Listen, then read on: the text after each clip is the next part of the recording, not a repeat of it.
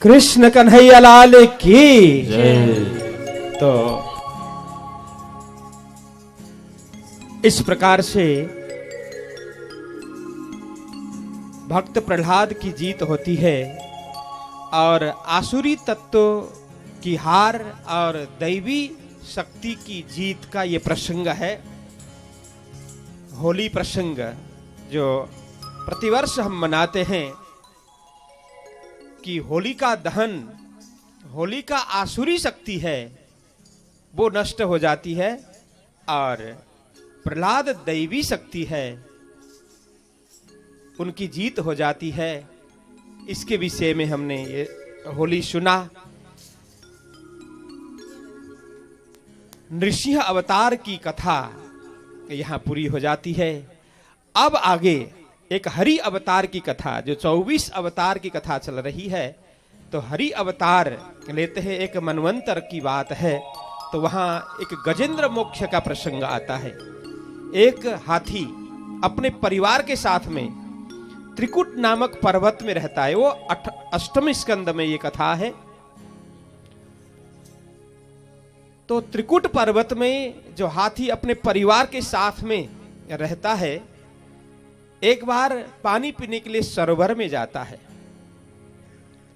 जब उसकी पत्नी होती है, परिवार होते हैं, सारों को साथ में लेकर के सरोवर में गया, पानी पिया, सबको नहलाया, मस्ती की, क्रीड़ा की। फिर जैसे ही बाहर निकलने लगा तब वहां गज हाथी का पैर ग्राहा पकड़ लेता है। पहले हाथी ने सोचा कि ये तो साधारण प्राणी है, छोटा प्राणी है, इसको तो मैं खेल खेल में ही पूरा कर दूंगा। लेकिन जैसे हाथी बाहर निकलने लगा तो हाथी निकल नहीं पाया। उसको लगा कि ये कौन सा प्राणी है, मैं तो सोच रहा था तुच्छ प्राणी है, लेकिन इतना बल है, मैं निकल नहीं पा रहा। प्रयत्न किया काफी, उसने नहीं निकल पाया। अब उसने, दोनों में युद्ध होने लगा। हाथी बाहर निकलना चाहता है, ग्राह उसको अंदर खींचता है। काफी युद्ध चला। अंतिम में थक हार करके अब परिवारों को पुकारने लगा। सबसे पहले अपनी पत्नी को पुकारा, हथिनी को पुकारा, फिर अपने परिवार अन्य को पुकारा कि मुझे बचाओ, मुझे बाहर निकालो। सभी ने बोला देखिए, अब आप स्वयं नहीं निकल पा रहे हैं, हमसे भी क्या होगा। सबने हाथ खड़े कर दिए। न पत्नी ने बचाया, न पुत्र ने बचाया, न पुत्री ने बचाया। उसके कोई भी परिवार, सगे संबंधी, दोस्त वगैरह कोई काम नहीं आए। सबको पुकारा उसने, मुझे निकालो बाहर, मैं असक्षम हूं बाहर निकलने में, ये दुष्ट मेरा पैर खींच रहा है, कई दिन हो गए मैं भूखा हूं, मेरी शक्ति क्षीण होती जा रही है, मुझे बाहर निकालो। लेकिन उसमें किसी ने सहयोग नहीं किया। अंततो गत्वा उसने एक ही सहारा हाथी को लगा कि भगवान एक ही सहारे हो सकते हैं, वही सहायता कर सकते हैं। सुख के सब साथी, दुख में न कोई। हाथी को वैराग्य आ गया। देखो, ये सबके लिए, परिवार के लिए मैं कितना क्या कुछ नहीं करता था, सबके लिए लड़ता था, सबसे झगड़ा करना, इनकी सुरक्षा करना, सारा कुछ करता था। लेकिन अब एक दुख की घड़ी में कोई मुझे सहारा नहीं दे रहा है। तो प्रार्थना करने लगा, परमात्मा की, भगवान की प्रार्थना करने लगा, हे गोविंद, हे गोपाल, अब तो जीवन हारे। हम 2 लाइन श्रवण कर लेते। हे गोविंद, हे गोपाल, अब तो जीवन हारे। हे गोविंद, हे गोपाल, अब तो जीवन हारे। हे गोविंद, हे गोपाल, अब तो जीवन हारे। हे गोविंद हे गोपाल अब तो जीवन हारे। अब तो जीवन हारे प्रभु शरण है तिहारे। अब तो जीवन हारे प्रभु शरण है तिहारे। हे गोविंद हे गोपाल अब तो जीवन हारे। हे गोविंद हे गोपाल अब तो जीवन हारे। नीर पिवन हेतु गयो सिंधु के किनारे। नीर पिवन हेतु गयो सिंधु के किनारे। सिंधु बीच बसत ग्रहा। सिंधु बीच बसत ग्रहा चरण ले पधारे। सिंधु बीच बसत ग्रहा चरण ले पधारे। हे गोविंद हे गोपाल अब तो जीवन हारे। हे गोविंद हे गोपाल अब तो जीवन हारे।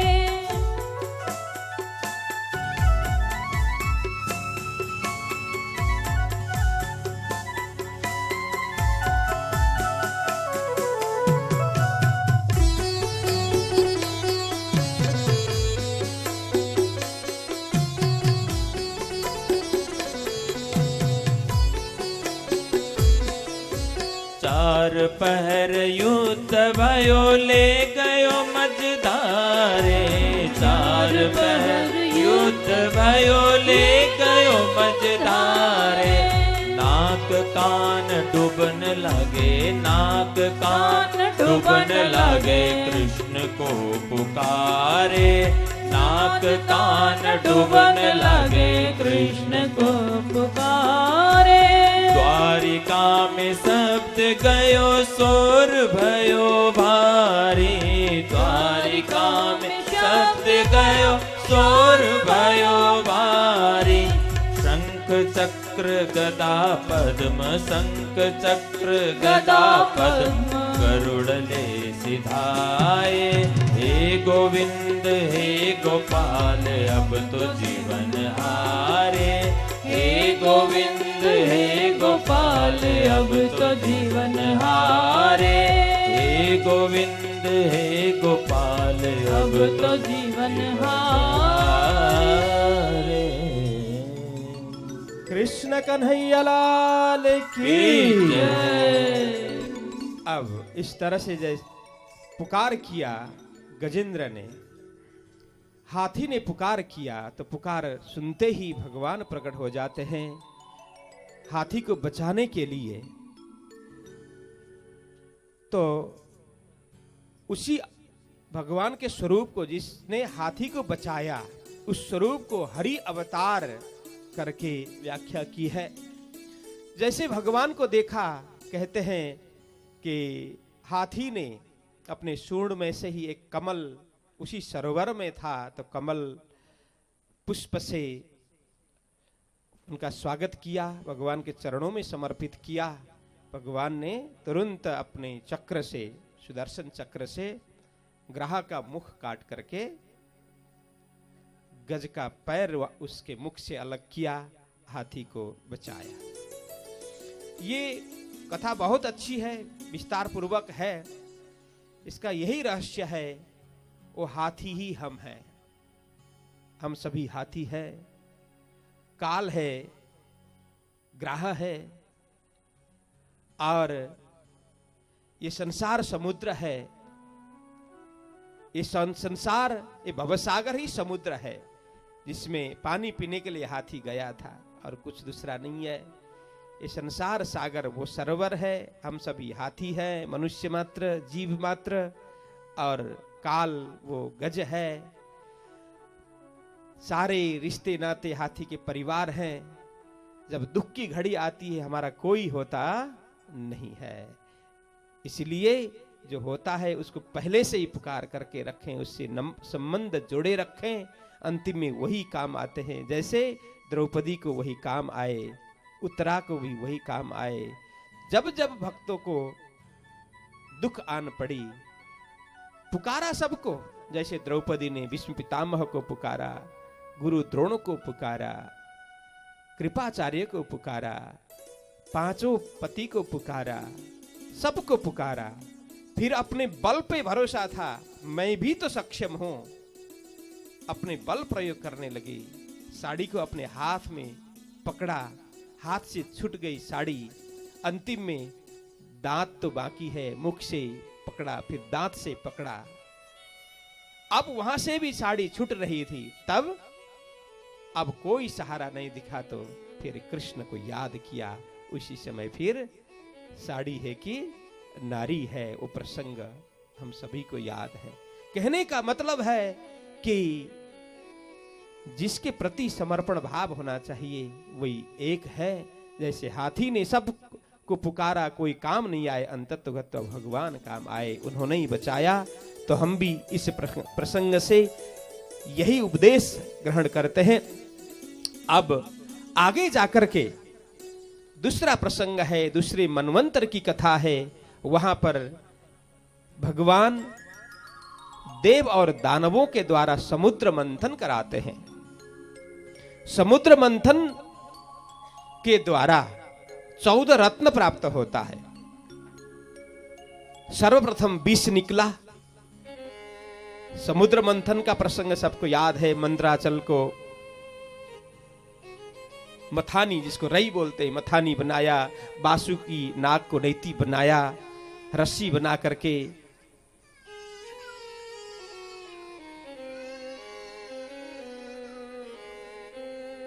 भगवान ने युक्ति पूर्वक क्या किया? दानवों को मुख तरफ रख दिया, देवों को पूंछ तरफ रख दिया।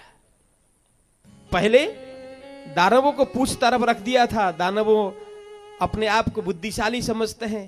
उन्होंने सोचा हम पूंछ तरफ रहने वाले हैं क्या, हम पहले के हैं तो हम मुख तरफ रहेंगे।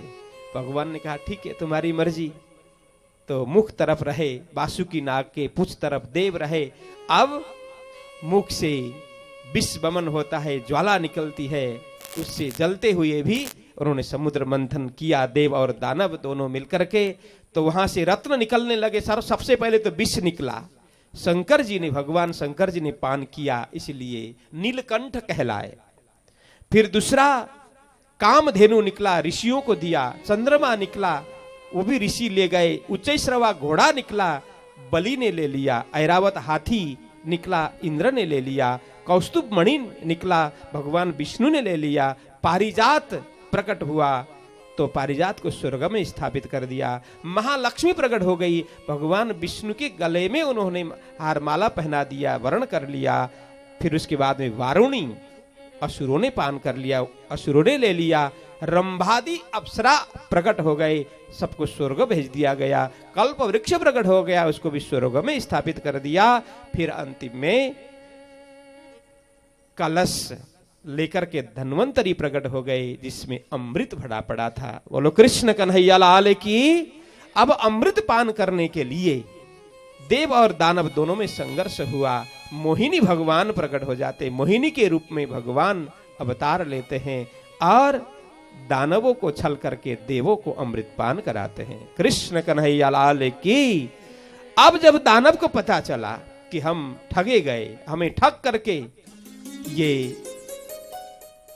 अति सुंदरी जो महिला के रूप में जो प्रकट हुई थी, उसने हमें ठगा, तो सबको पता चला ये महिला नहीं थी, स्त्री नहीं थी, मोहिनी। हाँ, मोहिनी अवतार अत्यंत रूपवती महिला के रूप में प्रकट हुई थी। तो दानव मुक्त हो गए थे। जब मोहिनी ने ठगा तब दानव को पता चला कि ये कोई महिला नहीं है, ये तो स्वयं भगवान विष्णु है, हमें ठगने के लिए इस तरह से रूप धारण करके आए हैं। पता चला अब देव सब अमृत पान करके अमर हो गए थे, बलशाली हो गए थे। अब क्या करेंगे? दानव दुखी होने लगे। अब समय ऐसा आया कि बलि राजा ने शुक्राचार्य, अपने गुरु शुक्राचार्य से विनती की, हम ठगे गए, शक्ति क्षीण है, अब सारा साम्राज्य देवता का हो गया, उनका बोलबाला है, हमारा कुछ भी नहीं चल रहा है, अब क्या करना चाहिए। तो दैत्य गुरु शुक्राचार्य के कहने पर राजा बलि अब अश्वमेघ यज्ञ करने के लिए तैयारी करता है। राजा बलि, दैत्य का राजा। अब वहां पर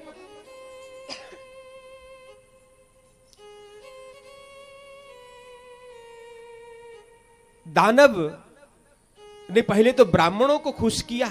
शुक्राचार्य जी महाराज बताते हैं कि आप लोग ब्राह्मण को खुश करो, ब्राह्मण आशीर्वाद देंगे, उनकी शक्ति से आप लोग स्वर्ग पे आक्रमण करो।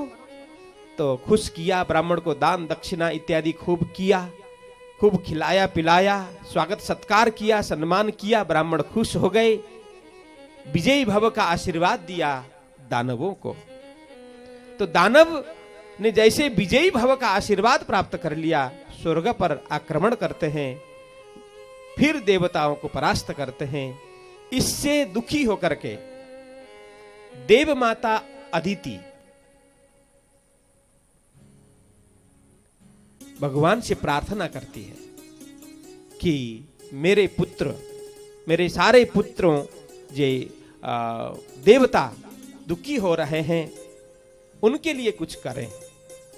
दानवों के अत्याचार से देव सारे दुखी है।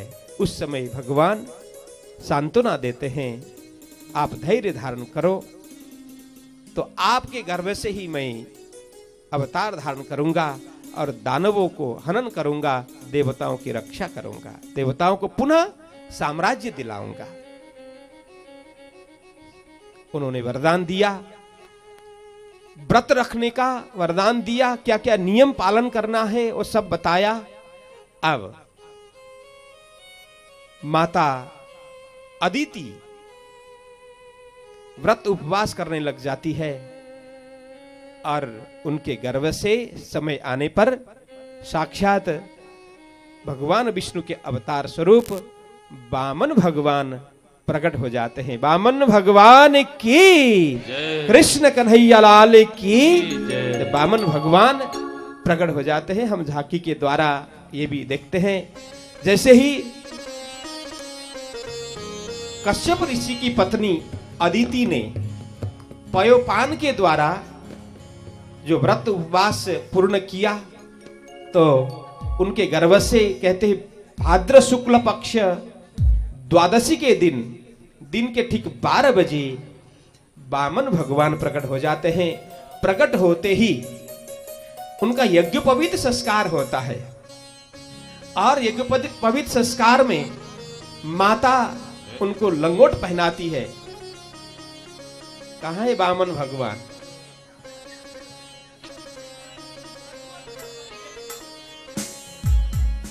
भगवान ब्रह्मा जी उनको कमंडलू प्रदान करते हैं, कश्यप जी मेखला पहनाते हैं, सरस्वती रुद्राक्ष माला पहनाती है, भूदेवी पादुका पहनाती है, आकाश स्वयं छत्र के रूप में स्थित होता है, कुबेर भिक्षा पात्र प्रदान करते हैं, अन्नपूर्णा प्रथम भिक्षा देती है, फिर बृहस्पति मंत्र प्रदान करते हैं। इस तरह से अब बृहस्पति जी आज्ञा करते हैं आप भिक्षाटन के लिए बाहर निकले।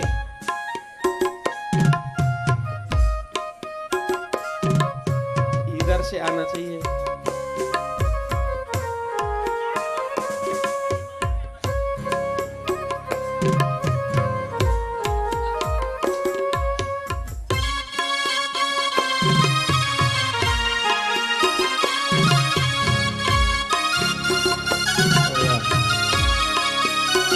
बलि राजा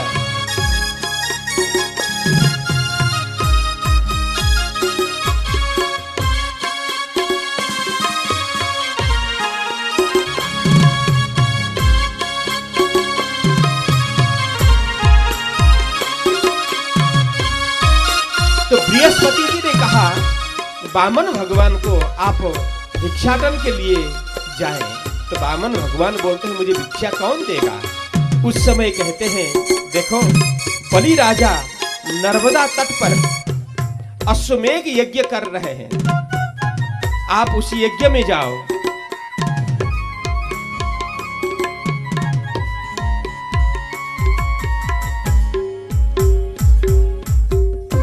अभी त्रिलोक का साम्राज्य है बलि राजा के पास में है, और जो भी आपको भिक्षा चाहिए बलि राजा के पास में जाकर के मांग सकते हैं। तो भगवान वामन पहुंचे यज्ञ में, और बलि राजा ने प्रणाम किया ब्राह्मण को देख करके, हर्षित हो गए। यज्ञ में कोई ब्राह्मण पहुंचे, स्तुति की बलि ने खूब। वामन भगवान ने राजा की महिमा गाई कि आप जैसे राजा अभी त्रिलोकी में कोई नहीं है। भगवान वामन महिमा गाते हैं, हाँ, भगवान वामन इनकी प्रशंसा करते हैं। तो प्रशंसा से मुक्त होकर के बलि ने कहा कि धन्य भाग हमारा, आप कुछ स्वीकार करें, आपको क्या चाहिए, आपको जो चाहिए वो मांग लीजिए। वहां शुक्राचार्य थे, गुरु, दैत्य गुरु शुक्राचार्य। शुक्राचार्य को थोड़ा थोड़ा पता चल रहा था कि ये सचमुच कोई ब्रह्म बटु है या और कोई, लेकिन दोनों का संवाद चल रहा था। बलि ने कहा आप हमसे कुछ मांग लीजिए। तो उन्होंने कहा वामन भगवान ने, मैं तो लेने के लिए आया हूं, क्या चाहिए? तो वामन भगवान बोलते हैं मुझे और ज्यादा कुछ नहीं चाहिए, मात्र 3 पद जमीन, 3 पद जमीन मुझे देना, भूमि दान, केवल 3 पद। तो राजा बलि हंसने लगा, अरे मेरे जैसे सम्राट के द्वार पे आए और मात्र 3 पद जमीन, देखो उसमें न घर बनेगा न कुछ बनेगा, एक कमरा भी तो नहीं बनेगा, तो 3 पद जमीन से होगा क्या? तो वामन भगवान बोलते हैं कि मैं ज्यादा लालची नहीं हूं, मुझे मात्र 3 पद चाहिए और अधिक नहीं चाहिए, बस वहां रह करके आसन एक बिछा लूं, भजन कर लूं, बस काफी हो गया, अधिक मुझे कुछ नहीं चाहिए। तो वामन भगवान ने इतना मांगा तो बलि राजा बार बार बोलने लगा कि कुछ और मांगिए, आप जितना मांगेंगे मैं देने के लिए तैयार हूं। तो 3 पद तो मेरे जैसे राजा को देना भी शोभास्पद नहीं है, कुछ और मांग लीजिए। वामन भगवान ने कहा नहीं नहीं, मुझे 3 पद पृथ्वी दे दीजिए और कुछ नहीं चाहिए। तब तक शुक्राचार्य जी को पता चल चुका था, आकर के बलि राजा को कहा कि बलि, तेरी प्रशंसा इस बालक ने की है, प्रशंसा से तू मुग्ध हो गया है, ध्यान से देख, ये बालक नहीं, कोई छल करने के लिए स्वयं भगवान आया है, भगवान विष्णु है। तो बलि राजा तो और प्रसन्न हो गया, गुरुदेव इससे बड़ा सौभाग्य क्या हो सकता है? एक तो ब्राह्मण बालक बिन बुलाए, मैंने तो बुलाया भी नहीं था, मेरा पूर्व जन्म का सुकृत होगा, इस यज्ञ में पहुंचा है, मैं कुछ दान करने के लिए समय मिला है, मौका मिला है ब्राह्मण को। यदि ब्राह्मण नहीं है, भगवान है, तो भी भगवान मेरे द्वार पर भिक्षा के लिए पहुंचे हैं, जो सबको देने वाला है वो मेरे से लेने के लिए आया है, तो इससे खुशी की बात क्या हो सकती है? मेरा संकल्प है, मैं पीछे नहीं हट सकता, देने के लिए मैंने संकल्प कर दिया, अब मैं देकर के रहूंगा। तब शुक्राचार्य जी को लगा नहीं, कुछ तो करना पड़ेगा, ये तो नादान है, मूर्ख है, एक के कारण से सारे दैत्य दुखी होंगे, मुझे ही कुछ करना पड़ेगा। वामन भगवान ने कहा कि कभी भी देखो, दुष्ट लोगों की मति कभी भी बिगड़ सकती है, वो बदल सकते हैं, अतः इसका कोई भरोसा नहीं है। संकल्प कराने के लिए कहा कि राजा पहले संकल्प कराओ, मैं इतने पद पृथ्वी तुम्हें दूंगा करके संकल्प करो, तभी मैं लूंगा। संकल्प करने के लिए कमंडलू उठाया, शुक्राचार्य जी अंदर जाकर के कमंडलू के छेद में जहां से पानी गिरता है वहां पानी को अवरोध करते हैं। कहते हैं एक तिनके से क्या कुछ अटक गया करके तिनके से उसको हटा देते हैं। कहा जाता है उसी समय उनकी एक आंख फूट जाती है, इसलिए एक आंख से वे पहले अंधे नहीं है, वो क्या बोलते हैं उसको, काना, एक आंख से काना है। तो उस समय ये प्रसंग घटता है, तो छेद करके फिर पानी निकाल देते हैं। संकल्प किया और 3 पद उन्होंने देने के लिए संकल्प कर दिया। अब भगवान लेने के लिए तैयार हो गए। तो कहते हैं बलि से मात्र 2 कदम में पृथ्वी और स्वर्ग उन्होंने नाप लिया। बोलो कृष्ण कन्हैया लाल की। तो पृथ्वी और स्वर्ग 2 कदम में नाप लिया और 1 कदम और बाकी है, तो क्या करेंगे। तो बलि राजा ने कहा मेरा मस्तक बाकी है। तो उनके पैर रख दो ऊपर। हाँ, इस तरह से वामन भगवान ने 3 पद, 2 पद में पृथ्वी स्वर्ग सारा माप लिया, तो 1 पद कहाँ रखें। अब मेरा जीवन बाकी है, पूरा जीवन ही आपके चरणों में, इस तरह से उन्होंने समर्पित कर दिया। बोलो कृष्ण कन्हैया लाल की। तो जैसे इस तरह से चरण रखे, कहते हैं वो चरण ब्रह्मलोक पहुंचा, तो वहां पर उनका चरण धोया गया। वही जल फिर बाद में गंगा के रूप में अवतरित हो जाती है। ये सारा प्रसंग हमने सुनाई है। इस तरह से सारा कुछ उन्होंने ले लिया, पृथ्वी स्वर्ग और तीनों लोकों का साम्राज्य जो था बलि के पास, वो भगवान वामन ने ले लिया और उनको सुतल लोक का राजा बनाया बलि को, और कहा कि हम तुम्हें जो चाहिए वो मांग लो। तो इन्होंने कहा, राजा बलि ने, कि हमेशा मेरी दृष्टि में आप रहें, इतना वरदान दीजिए। द्वारपाल बनने का भगवान ने वरदान दिया कि हम द्वारपाल बन करके तुम्हारे यहाँ रहेंगे 4-4 महीने। त्रिदेव 4-4 महीने तुम्हारे यहाँ द्वारपाल बन करके रहेंगे, ये वरदान दिया। बोलो कृष्ण कन्हैया लाल की। तो ये प्रसंग भगवान वामन अवतार का प्रसंग तो यहीं पूरा होता है। बोलो कृष्ण कन्हैया लाल की। तो इसके बाद में अब वैवस्वत मनवंतर में मत्स्यावतार की कथा है। फिर उसके बाद में अब 9वें स्कंद में प्रवेश करते हैं। 9वें स्कंद में सूर्य वंश का वर्णन। कृष्ण कन्हैया लाल की। अब थोड़ी देर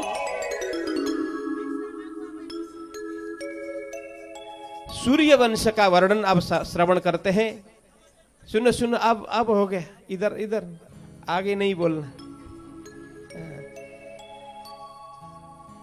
भगवान नारायण से, उनके नाभि कमल से ब्रह्मा जी की उत्पत्ति होती है। ब्रह्मा जी से मरीचि ऋषि, मरीचि से कश्यप ऋषि से विवस्वान प्रकट होते हैं, वही सूर्य कहलाते हैं। फिर सूर्य के पुत्र हुए श्रद्धादेव मनु, और श्रद्धादेव से कोई संतान नहीं हुई। गुरु वशिष्ठ ने यज्ञ करवाया, तो यज्ञ से पुत्रष्टि यज्ञ करवाया, लेकिन यज्ञ से पुत्री का जन्म हुआ। तो श्रद्धादेव बोलने लगे कि मुझे तो पुत्र चाहिए, इस पुत्री को ही आप पुत्र बना दीजिए। तो पुत्री का नाम था इला, उसी को पुत्र बनाया। तो इला का ही नाम हो गया सुद्युम्न। तो इस तरह से ये वंश चलता है। तो मनु महाराज से, जो ब्रह्मा जी के पुत्र थे, मनु महाराज से इक्ष्वाकु होते हैं। इक्ष्वाकु से नृग से सरियाती, फिर दिष्ट, धृष्ट, करुष, नरिश्चंत, पृषद्र, नभग, कवि आदि 10 पुत्र होते हैं। तो मनु महाराज के ज्येष्ठ पुत्र नभग, उनसे नाभाग, फिर नाभाग से अम्बरीश, अम्बरीश से युवनाश्व, युवनाश्व से मानधाता, मानधाता से त्रिशंकु, त्रिशंकु से हरिश्चंद्र, हरिश्चंद्र से रोहित, रोहित से बाहुक, बाहुक से सगर, सगर से 60,000 पुत्र सगर के होते हैं। तो उनमें सबसे बड़ा पुत्र असमंजस, असमंजस से अंशुमान, अंशुमान से दिलीप, दिलीप से भागीरथ, फिर भागीरथ से ऋतुपर्ण, ऋतुपर्ण से सौदास, फिर सौदास से अस्मत, अस्मत से नारी कवच, नारी कवच से खट्वांग राजा, फिर खट्वांग से दिलीप, दिलीप से रघु, तो उन्हीं रघु से रघुकुल, रघुवंश चला। ये सारे सूर्यवंश हैं, लेकिन रघु नाम होने के कारण वो प्रचंड प्रतापी थे, अधिक यशस्वी थे, इसलिए उनके नाम से रघुकुल चला। रघु से अज हुए, अज से फिर दशरथ हुए, दशरथ से 4 पुत्र हो गए, राम, लक्ष्मण, शत्रुघ्न और भरत। क्रमशः दशरथ की 3 रानियां, 3 पत्नी हो गई, कौशल्या, कैकेयी और सुमित्रा। कौशल्या से भगवान श्री रामचंद्र प्रकट हो गए, कैकेयी से भरत एवं शत्रुघ्न जन्मे और सुमित्रा से लक्ष्मण। 4 भाई हो गए। ये भी गुरु वशिष्ठ ने पुत्रेष्टि यज्ञ करवाया, तब जाकर के ये 4 भाई प्रकट हो गए। तो हम एक ही यहाँ एक श्लोकी रामायण है। आदौ राम तपो वनादि गमनम हत्वा मृगम कांचनम वैदेही हरणम जटायु मरणम सुग्रीव संभाषणम बाली निर्दलनम समुद्र तरणम लंकापुरी दाहनम पश्चाद रावण कुंभकर्ण हननम एतद्धि रामायणम।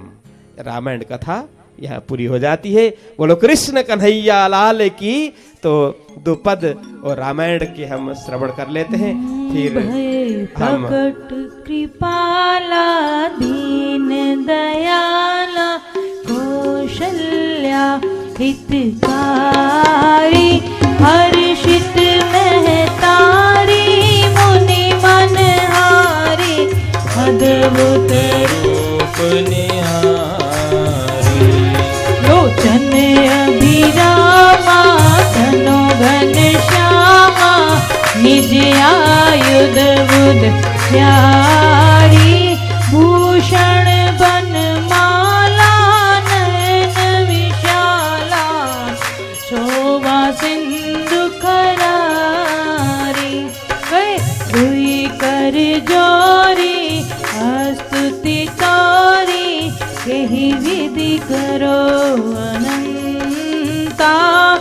माया गुण ज्ञानातीत अमाना वेद पुराण वनंता करुणा सुख सागर सब गुण आगर जही गावई श्रुति संता सुम महित लागी जन अनुरागी भयउ प्रगट श्रीकंता ब्रह्मांड निकाया निरमित माया रोम रोम प्रतिवेद कहे मम उर शोभासी यह उपहासी सुनत धीर मति धीर न रहे उपजा जब ज्ञाना प्रभु मुस्काना चरित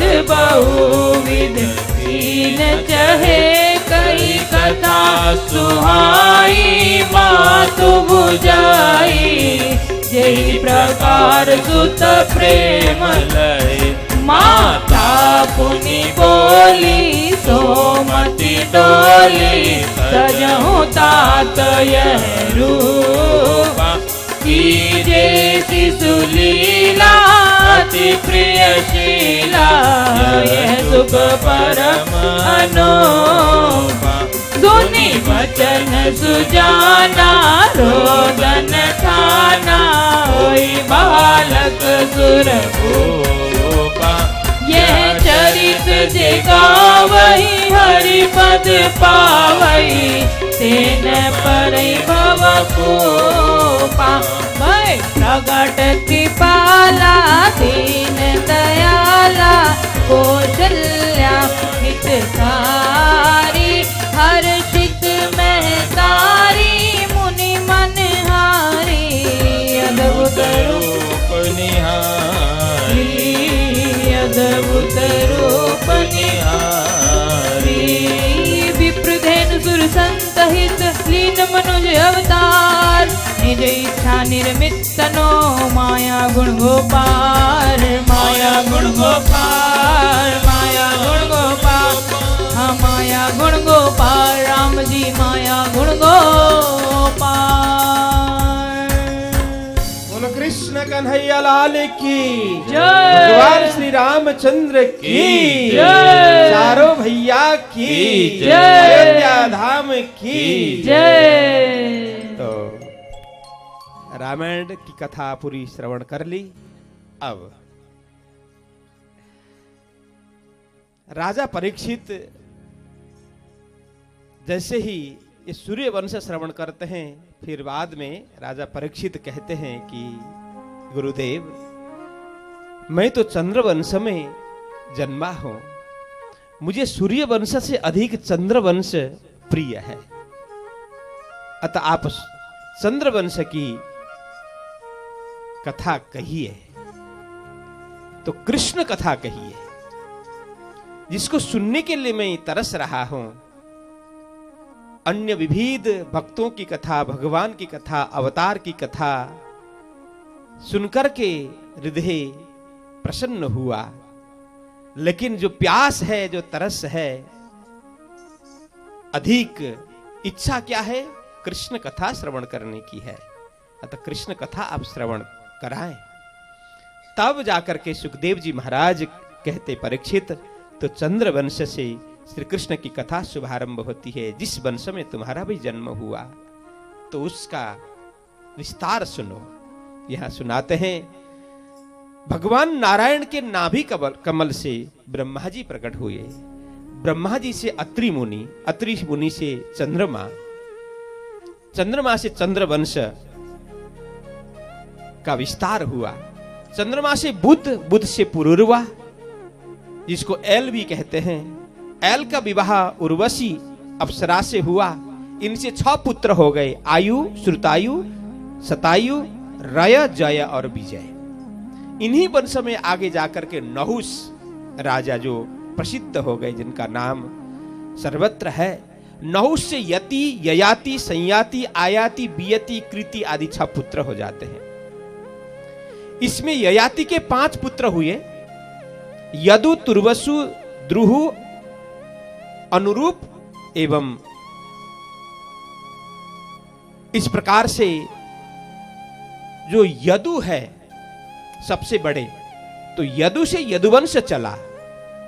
यदु से अजमीढ़ हुए, अजमीढ़ से देवमीढ़, देवमीढ़ से सुरसेन, सुरसेन से वसुदेव। वसुदेव की 7 पत्नियां थी, तो 7वीं थी देवी की। देवकी के 8 पुत्र हुए, उनमें 8वां गर्भ है भगवान श्री कृष्ण। स्वयं प्रत्यक्ष भगवान के रूप में, साक्षात भगवान के रूप में श्री कृष्ण जी का प्रागट्य हुआ। वसुदेव और देवकी दोनों से जेल में प्रकट हुए। गोकुल गए, मथुरा गए, द्वारका गए, 125 वर्ष पूर्ण करके वो भी स्वधाम चले गए। बोलो कृष्ण कन्हैया लाल की। परीक्षित, कृष्ण कथा पूरी हो गई। परीक्षित घबराए, गुरुदेव, जिस कथा को सुनने के लिए मैं सब कुछ त्याग करके बैठा हूं, 1 मिनट में पूरी कथा सुना दी आपने। ये कैसे? मुझे विस्तार से कथा सुननी है। तब जाकर के सुखदेव महाराज अब सुनाना शुरू करते। श्रोता कितने जिज्ञासु है, वो परीक्षा ले रहे थे। मैं सुनाता जाऊं, सुनने वालों को कोई रुचि नहीं है, सुनाने का कोई अर्थ नहीं है, इसलिए उन्होंने देखा कितनी रुचि है परीक्षित में। रुचि देखी, परीक्षा में पास हो गए परीक्षित। अब विस्तार से सुनाना शुरू करते हैं। ध्यान से सुनो। परीक्षित, हुआ यूं, श्री कृष्ण जी का प्रागट्य का कारण ऐसा बना, जैसे भगवान का प्रण है, यदा यदा ही धर्मस्य ग्लानिर्भवति भारत अभ्युत्थानम अधर्मस्य तदात्मानं सृजाम्यहम् परित्राणाय साधूनां विनाशाय च दुष्कृतां धर्म संस्थापनार्थाय संभवामि युगे युगे। जैसे जब जब धर्म की हानि होती है, ग्लानि होती है, अधर्म का बोलबाला होता है, तब तब मैं अलग अलग शक्ति लेकर के पृथ्वी में आता हूं और दुष्टों का दमन करता हूं, दुष्टों का हनन करता हूं और भक्तों की रक्षा करता हूं, साधु सज्जनों का रक्षण करता हूं। ये मेरा प्रण है। इस अनुरूप अब पृथ्वी में क्या हुआ? अनेक असुर राजाओं का बोलबाला हुआ। उसमें भारतवर्ष में मथुरा प्रदेश में, मथुरा राज्य में एक राजा है कंस, जो अत्यंत बलशाली भी है और अत्यंत अधार्मिक है, अनिश्वरवादी है। वो इतना क्रूर, इतना दुराचारी, इतना पापाचारी, भ्रष्टाचारी, हर एक दुर्गुण उसमें। अपने पिता को कैद करके जेल में डाल करके स्वयं राजगद्दी में बैठा। वो पुत्र कैसा होगा, वो राजा कैसा होगा? जैसे औरंगजेब बादशाह अभी के समय, अभी 400 वर्ष पहले अपने पिता को कैद करके, भाइयों की हत्या करके, भाइयों को कैद में डाल करके स्वयं राजा बना था। कंस भी इसी प्रकार का। उसके अत्याचार से और उसको साथ देने वाले छोटे बड़े दूसरे राजाओं के अत्याचार से पृथ्वी त्राहिमाम पुकारती है, अत्यंत पीड़ित हो जाती है, दुखी हो जाती है पृथ्वी। अतः गाय का रूप धारण कर लेती है। पहले जैसे हमने श्रवण किया, जब जब दुख का समय आता है पृथ्वी स्वयं गाय का रूप धारण कर लेती है। तो पृथ्वी ने गाय का रूप धारण कर लिया, देवों से रक्षार्थ भीख मांगने लगी, देवताओं के धाम में जाकर के प्रार्थना करने लगी कि मुझे मेरी रक्षा करें, क्योंकि पृथ्वी में पाप बढ़ गया है और पापाचार सर्वत्र फैल गया है। असुर भावापन्न राजाओं राज्य कर रहे हैं, होम हवन पूजा पाठ भक्ति भजन सारे बंद हो गए हैं, दुष्टों का बोलबाला हो गया है, साधु सज्जन निर्बल हो गए हैं, साधु सज्जन पीड़ित हो रहे हैं, दुखी हो रहे हैं। अतः इस दुख से मैं अत्यंत दुखी हूं, मेरा रक्षण करें, इस दुख से मुझे उबारें। देवताओं ने देखा ये हमारा कार्य नहीं है, ध्यान से देखा कौन है ऐसा दुष्ट राजा, कंस में ध्यान गया, ये हमारा कार्य नहीं है। सब मिलकर के भगवान ब्रह्मा जी के धाम में जाते हैं, प्रार्थना करते हैं कि विधाता आप रक्षण करें, आप कुछ करें।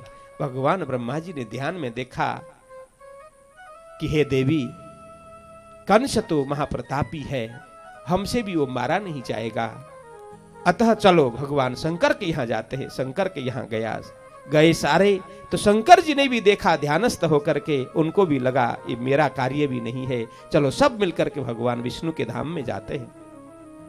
भगवान विष्णु के धाम में गए, भगवान विष्णु ने सारी कहानी सुन ली, देखा ध्यानस्थ होकर के नहीं ये मेरा भी कार्य नहीं है, चलो सब मिलकर के कहां जाते हैं? गोलोक धाम जाते हैं। क्यों?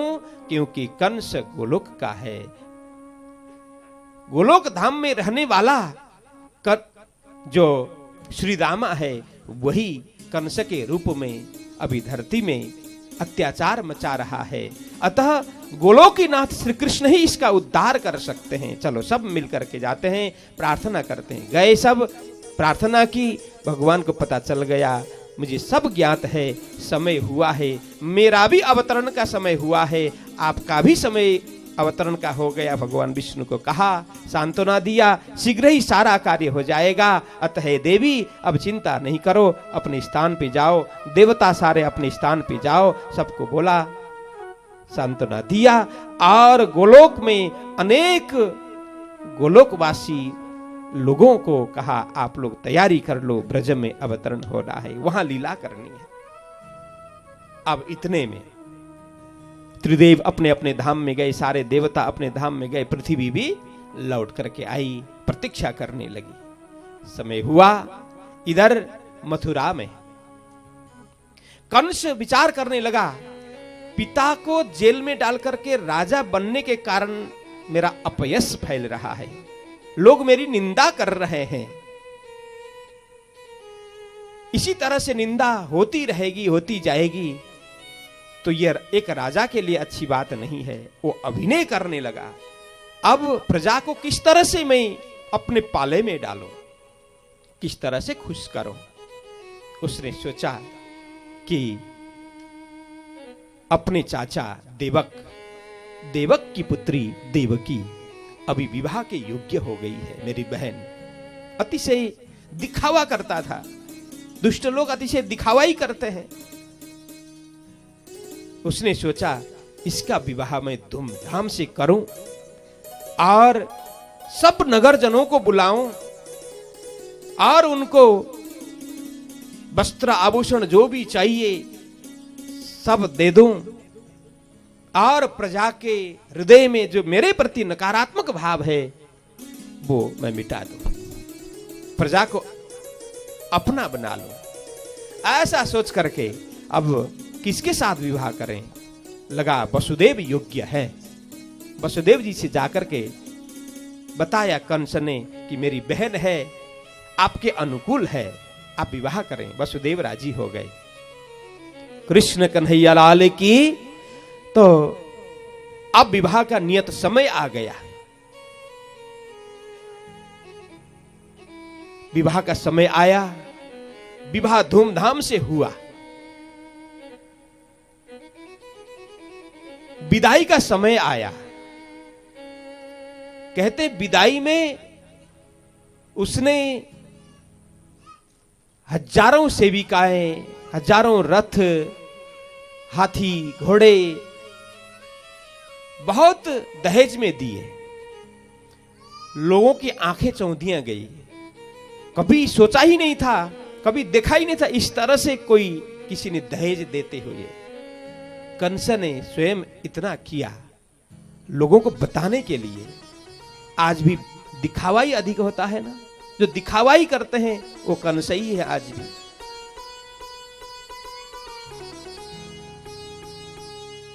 कृष्ण कन्हैया लाल की। तो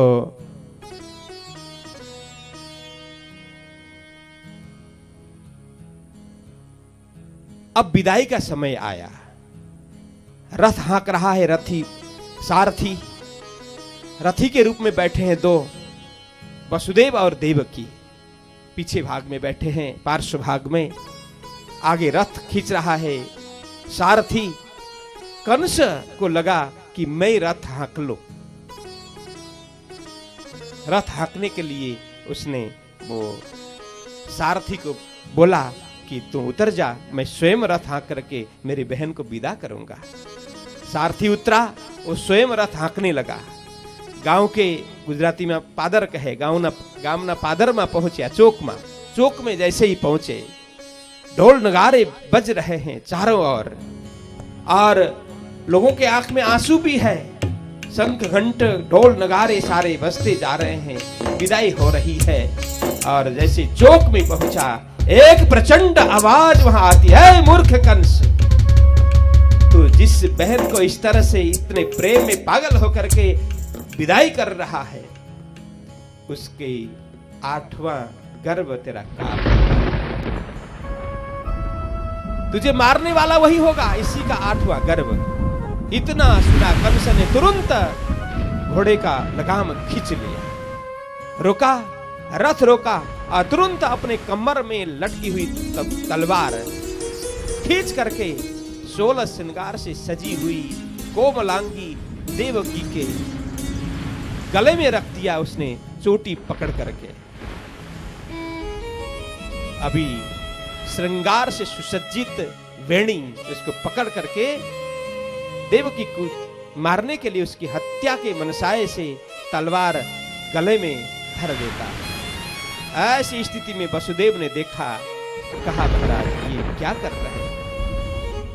आप जैसे प्रतापी, यशस्वी, कीर्तिमान राजा को यह शोभा नहीं देता। ऐसे समय में एक अबला अपनी बहन और 16 श्रृंगार से जो सजी हुई है, ये मंगल घड़ी में आप करने क्या जा रहे हैं? ये आपके अनुकूल कार्य नहीं है महाराज। उस समय कंस बताता है कि वसुदेव, तुमको पता नहीं है, तुमने आकाशवाणी सुनी नहीं है। क्या महाराज, आकाशवाणी कौन सी? तब कंस बताता है, अभी मैंने आकाशवाणी सुनी। क्या? मेरे काल को जन्म देने वाली है, इसका 8वां गर्भ मेरा काल होकर के आएगा, इसीलिए मैं इसकी हत्या करना चाहता हूं। वसुदेव ने कहा कि देवकी से तो आपको कोई डर नहीं है, देवकी तो मारने वाली नहीं है, और गर्भ भी तो 8वां गर्भ की बात है। पहले होगा, दूसरा होगा, तीसरा होगा, करते करते 8वां होगा। आप जैसे बुद्धिमान राजा को यह शोभनीय कार्य नहीं है, आप इस कार्य से अपने आप को दूर करें। तब कंस कहता है कि वसुदेव, जिस वृक्ष में विषाक्त फल लगने वाले हैं, ये पता चले उस वृक्ष का छेदन कर दें तो फल लगने का कोई प्रश्न ही नहीं उठता। इसलिए यह विष प्रकट करने वाली, मतलब मेरे काल को जन्म देने वाली देवकी है, इसको मैं अभी मारना चाहता हूं, ताकि 1 2 3 कोई गर्भ ही इसका रहे नहीं। वो अपने कार्य से दूर नहीं हो रहा है, हट नहीं रहा है। तो वसुदेव जी ने बुद्धि लगाई। क्या लगाया कि महाराज मेरी बात सुनिए, अभी कुछ भी इस तरह से कार्य करेंगे, जीवन भर आपका अपयश होगा, कलंक लगेगा। आपको इसके बालक से डर है ना, 8वां गर्भ, उससे डर है ना। मैं प्रतिज्ञा करता हूं, जितने भी बालक होंगे आपको लाकर के मैं दे दूंगा। बालक का जन्म होते ही आपके हाथ में पहुंचा दूंगा। वसुदेव सत्य प्रतिज्ञ थे, कभी झूठ नहीं बोलते थे, अपने वचन से कभी मुड़ते नहीं थे। कंस जैसे अत्याचारी को भी विश्वास हो गया वसुदेव की बात ऊपर कि वसुदेव कभी अपनी बात से मुड़ नहीं सकते। उन्होंने कहा ठीक है। कंस ने कहा तो ठीक है, विदाई कर दी। गए वसुदेव देवकी। समय हुआ, उनके जीवन बाग से एक पुष्प प्रकट हुआ, एक बालक के रूप में। जैसे ही बालक प्रकट हुआ, तुरंत वसुदेव ने कहा, देवकी अधिक मोह करने जैसा नहीं है, क्योंकि मैं वचनबद्ध हूं, बालक जन्म लेते ही तुम्हारे हवाले कर दूंगा। मैंने वचन दिया है, लाओ मुझे दे दो। लिया गोद से। रोती हुई देवकी बालक को वसुदेव के हाथ में दे देती है। वसुदेव जी लेकर के कंस के दरबार में पहुंच जाते हैं।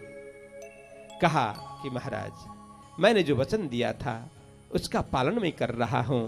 हमारे जीवन बगीचा से प्रथम पुष्प प्रकट हुआ है, आपके हवाले में कर रहा हूं। कंस प्रसन्न हो गया, खुश हो गया। बालक लिया हाथ में, देखा मासूम, चारों ओर से पलट पलट करके देखा, इतना मासूम, इतना कोमल, मानो कमल पुष्प हो, ऐसा बालक मुझे क्या कर पाएगा।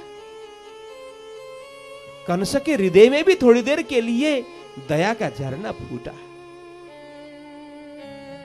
वसुदेव को कहा, आपको धन्यवाद, आपने वचन निभाया, ले जाइए ये बालक, क्योंकि मुझे तो 8वां गर्भ से भय है ना, ये ले जाइए। वसुदेव जी को खुशी हुई, परंतु तुरंत उनको लगा कि ऐसे दुष्ट व्यक्ति का कोई भरोसा नहीं है। अभी क्या कहे, थोड़ी देर में क्या कहे, क्षण क्षण में रंग बदलना यही दुष्टों का स्वभाव है, इसका कोई भरोसा नहीं है। चलो कोई बात नहीं, अभी के लिए तो खुशी की बात है। बालक लिया और घर लौटे, देवकी को दिया, देवकी भी खुश हो गई। अब इधर देवर्षि नारद ने सोचा कि ये तो बहुत लंबा चलेगा, फिर कुछ काम करना पड़ेगा, जल्दी हो इसके लिए। पहुंचे दरबार में, कंस के दरबार में। कहा, कंस, तुझे मैं ज्ञानी समझता था, लेकिन तू तो एक नंबर का मूर्ख निकला। उसने कहा, क्यों गुरुदेव, ऐसा क्यों कह रहे हैं? अरे सामने से चल करके तेरा काल तेरे हाथ में आया था और उसको जाने दिया। कंस बोलता है कि महाराज, ये क्या बोल रहे हैं? आकाशवाणी ने मुझे बताया कि 8वां गर्भ मेरा काल होगा, तो ये तो प्रथम है, तो ये मेरा काल कैसे होगा? तो कमल पुष्प उनके हाथ में था, अष्टदल युक्त कमल पुष्प। तो देवर्षि नारद ने कहा, कंस, इसको गिनो, ये कितने दल है? 1 2 3 4 5 6 7 8 दल है। और जहां से एक गिना था उसको छोड़ करके दूसरे से गिनो, 1 2 3 4 5 6 7 8, एक वाला 8 हो गया। हो गया ना, एक वाला 8 हो गया, 8 वाला 1 हो गया। कंस की मति भ्रमित हो गई। ओहो, सही में मेरा काल मेरे हाथ में आया था, मैं मूर्ख निकला। तुरंत सैनिक को आदेश दिया, जाओ वो बालक भी लेकर के आओ और वसुदेव देवकी को कारावास में डाल दो। तुरंत सैनिक गए, बालक को हाथ से छीन करके लिया, दोनों को बांध करके कारावास में डलवा दिया और बालक ला करके कंस को सौंप दिया। कंस ने सबके देखते देखते शिला में पटक करके उस मासूम बालक की हत्या की। अब समय होता गया तो 1 2 3 करते करते 6 बालक की हत्या इस तरह से कंस करता है। अब तो वसुदेव देवकी दोनों कारावास में ही हैं, वहीं बालक जन्मते जा रहे हैं, उनके सामने ही कंस हत्या करता जा रहा है। 6 बार ऐसा हुआ। अब समय हुआ 7वां गर्भ का। 7वें गर्भ में साक्षात शेष भगवान, शेष नारायण ही माता देवकी के गर्भ में प्रकट हो जाते हैं। इधर भगवान कृष्ण योग माया को आदेश देते हैं, हे योग माया, तुम ब्रज में जाओ और सबसे पहले तो देवकी का जो गर्भ है, 7वां गर्भ, उसको खींच करके गोकुल में देवकी की दूसरी वसुदेव की दूसरी पत्नी है रोहिणी, उनके गर्भ में स्थापित कर दो और तुम स्वयं भी नंद बाबा के घर में प्रकट हो जाओ। ऐसा ही कार्य हुआ। 7वां गर्भ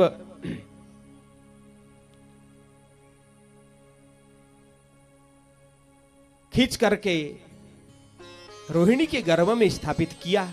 इधर कंस को और उनके अनुचरों को लगा कि 7वां गर्भपात हो गया। कंस सोचने लगा, अच्छा ही हुआ, जिस धूल को झाड़ू से बाहर निकालना था, हवा से अपने आप बाहर निकल गई, अच्छा ही है, मुझे मारना नहीं पड़ा, शत्रु अपने आप मर गया। कंस प्रसन्न हुआ। अब 8वां गर्भ जैसे ही देवकी के अंदर प्रवेश हुआ, देवकी का तन वदन कांति से ओतप्रोत हो गया, आभामय हो गया, प्रभामय हो गया, ज्योत्स्नामय हो गया। द्वारपालों को लगा कि अभी तक देवकी इतने सुंदर कभी नहीं लगी थी। उसके शरीर से कांति निकल रही है, प्रकाश निकल रहा है। देवकी को कोई भय नहीं, कोई चिंता नहीं, निश्चिंत होकर के, निर्भय होकर के प्रसन्न मुद्रा में देवकी बैठी है। ऐसा लगता है सच में अब कंस का काल ही आया है। कंस को भी भयभीत करने वाला वहां दृश्य हो रहा है। अब समय आया, धीरे धीरे देव सब प्रसन्न प्रतीक्षा कर रहे हैं, कब परमात्मा प्रकट होंगे, कब हमें दर्शन होगा, कब धरती का उद्धार होगा, कब साधु सज्जनों का रक्षण होगा, कब दुष्टों का हनन होगा। प्रतीक्षा कर रहे हैं, अति प्रतीक्षा हो गई। अब आकर के प्रतीक्षा करते हैं, वहां प्रार्थना करते हैं, सभी देव देवता सभी मिलकर के वहां प्रतीक्षा करते हैं, प्रार्थना करते हैं, स्तुति करते हैं कि हे भगवान, आप सत्य है, सत्यव्रतम सत्य परम त्रिसत्यम सत्यस्य योनिम निहितम च सत्ये सत्यस्य सत्य अमृत सत्य नेत्रम सत्यात्मकम त्वाम शरणम प्रपन्ना। आप जिनका व्रत सत्य है, आप सत्य परायण हैं, तीनों काल में आप सत्य हैं, आप स्वयं सत्य स्वरूप हैं और आप अंतर्यामी हैं, बाहर आप हैं, भीतर आप हैं, सारे संसार में आप निहित हैं, आपसे ही ये सारा सब कुछ आपसे ही है। तो अनेक प्रकार से कहने का मतलब है सत्य के अतिरिक्त आप कुछ नहीं है, सत्य ही सत्य आप हैं, आप सत्य प्रतिज्ञा हैं, आपने प्रतिज्ञा की थी, तो जल्दी ही आप, शीघ्र ही आप प्रकट होकर के हम सबको आनंद दीजिए और सभी आपकी प्रजा, आपके भक्त, साधु सज्जन भक्तों को आप अपनी प्रतिज्ञा अनुरूप सुख प्रदान कीजिए। हम सभी मिलकर के आपका नमन करते हैं, आपको वंदन करते हैं, खूब प्रणाम किया। समय आया अब कब एक सभी मिलकर के एक गाते हैं स्वागतम, सब देवी देवता मिलकर के, फिर उनके प्राकट्य का प्रसंग थोड़ा अब 2 मिनट का है। कृष्ण कन्हैया लाल की। स्वागतम कृष्ण सुस्वागतम कृष्ण स्वागतम कृष्ण शुभ स्वागतम कृष्ण स्वागतम कृष्ण सुस्वागतम कृष्ण स्वागतम कृष्ण शुभ स्वागतम कृष्ण स्वागतम सुस्वागतम शरणागतम कृष्ण स्वागतम सुस्वागतम शरणागतम कृष्ण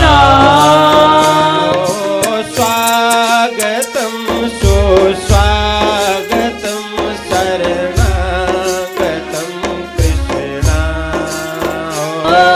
स्वागतम सुस्वागतम शरणागतम कृष्ण स्वागतम कृष्ण सुस्वागतम स्वागतम कृष्ण शुभ स्वागतम कृष्ण स्वागतम कृष्ण राधे स्वागतम कृष्ण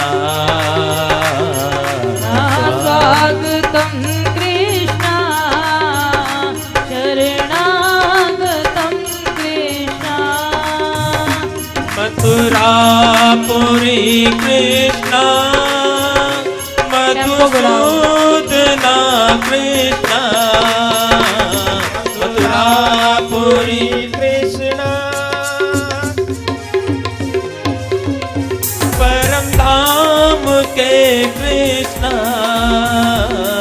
मथुरापुरी कृष्ण परम धाम के कृष्ण स्वागतम सुस्वागतम शरणागतम कृष्ण स्वागतम सुस्वागतम शरणागतम स्वागतम कृष्ण शरणागतम कृष्ण राधे स्वागतम कृष्ण शरणागतम करो हाथ उठा के स्वागतम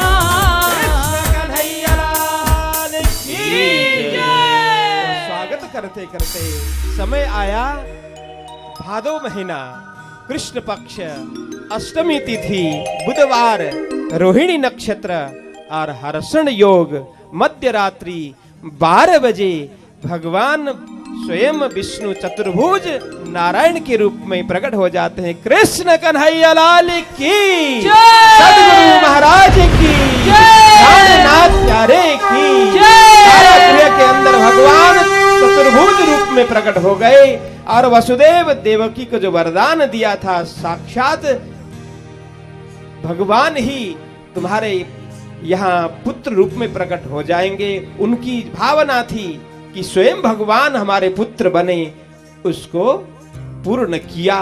और वहां देखते देखते दोनों निहाल हो गए। पहले तो दर्शन किया, प्रणाम किया, देवी देवताओं ने दर्शन किया, प्रणाम किया। अब वसुदेव देवकी सोचने लगे, इतना भयंकर रूप, हे भगवान, हमें तो पुत्र रूप चाहिए था, हम अपने गोद में खिलाएं, अपने हाथों से खिलाएं।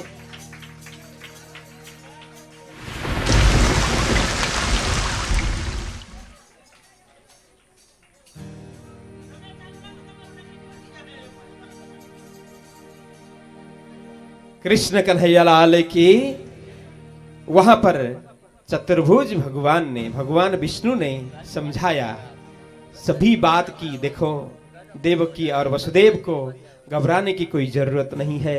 मेरा यह रूप इसलिए प्रकट कर दिया क्योंकि आप लोगों ने 3 जन्म से मेरा भजन किया था, भक्ति की थी, तो यह तृतीय जन्म है। तो पहले 2 जन्म में आप लोगों का मनोरथ सिद्ध नहीं हुआ क्योंकि यह साक्षात स्वरूप नहीं था। अतः प्रत्यक्ष साक्षात रूप में आप लोग मुझे पुत्र रूप में चाहते थे, तो मैं ही हूं। यह विश्वास दिलाने के लिए मैंने ये रूप दिखाया है। अब आप लोगों के देखते देखते यहाँ एक सुंदर बालक प्रकट होगा जिसके 2 हाथ होंगे, अतिशय कोमल अंग जिसका होगा, जिसके अंग से कांति निकल रही होगी, प्रकाश निकल रहा होगा, मोर मुकुट वाला होगा, बंशी धारण किया हुआ होगा। ऐसा दिव्य बालक आपके समक्ष प्रकट होगा।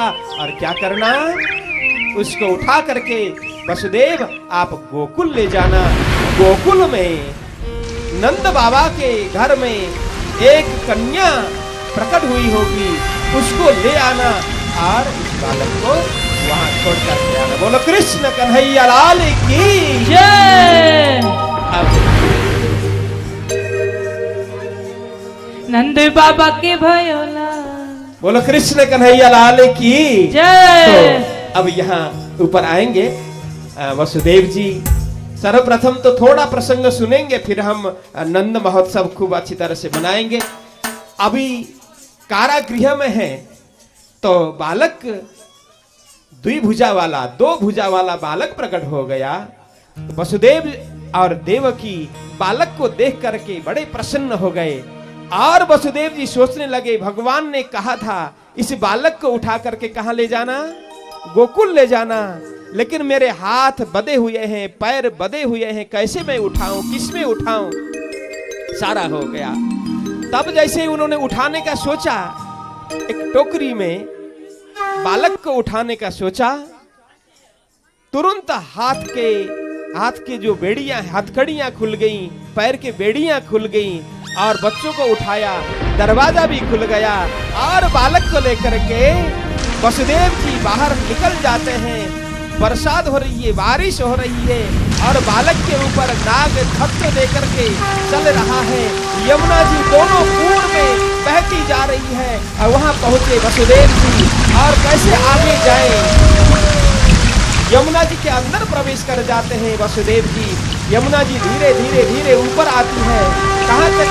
श्री कृष्ण जी के चरण स्पर्श करने के लिए यमुना जी ऊपर जा रही है। श्री कृष्ण जी ने देखा मेरे पिता के मुख तक पानी आ गया, अपना चरण बाहर निकाल देते हैं और यमुना जी को स्पर्श करा देते हैं। यमुना जी शांत हो गई। वसुदेव जी पहुंचे नंद भवन में, नंद भवन के अंदर गए, पर्यंक में देखा एक सुंदर कन्या सोई हुई है, यशोदा सोई हुई है, उस कन्या की जगह में बालक को रख दिया और क्या किया, उस कन्या को लेकर के पहुंचे मथुरा। उधर नंद घर आनंद भयो शुरू हो गया। हम सभी मिलकर के नंद घर आनंद भयो जय कन्हैया लाल की खूब मस्ती सिखाए, झूमे नाचे, कृष्ण कन्हैया लाल की। नंद घर आनंद भयो जय कन्हैया लाल की, नंद घर आनंद भयो जय कन्हैया लाल के, नंद घर आनंद भयो जय कन्हैया लाल के, नंद के आनंद भयो जय कन्हैया लाल के, ओ नंद घर आनंद भयो जय कन्हैया लाल के, ओ नंद घर आनंद भयो जय कन्हैया लाल के, ओ यशोदा के लालो भयो जय कन्हैया लाल के, ओ नंद घर आनंद भयो जय कन्हैया लाल के, ओ यशोदा के लालो भयो जय कन्हैया लाल के, ओ नंद के आनंद भयो जय कन्हैया लाल के, ओ हाथी दीना घोड़ा दीना और दिने पाल के, ओ हाथी दीना घोड़ा दीना दिने पाल के, ओ नंदगर आनंद भयो जय कन्हैया लाल के, ओ यशोदा के लालो भयो जय हो नंद लाल के, ओ नंदगर आनंद भयो जय कन्हैया लाल के, ओ यशोदा के लालो भयो जय कन्हैया लाल के, ओ नंदगर आनंद भयो जय कन्हैया लाल के, आ काना को हुयो अवतार बधाई सारे भक्ता ने जय हो काना को हुयो अवतार बधाई सारे भक्ता ने, बधाई सारे भक्ता ने, बधाई सारे भक्ता ने, बधाई सारे भक्ता ने, बधाई सारे भक्ता ने, ओहो नाचो नाचो रे दे दे ताल बधाई सारे भक्ता ने, ओहो नाचो नाचो रे दे दे ताल बधाई सारे भक्ता ने, श्री राधे बधाई हो।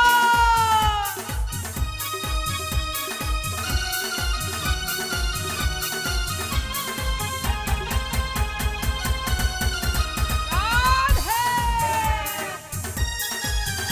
बधाई हो।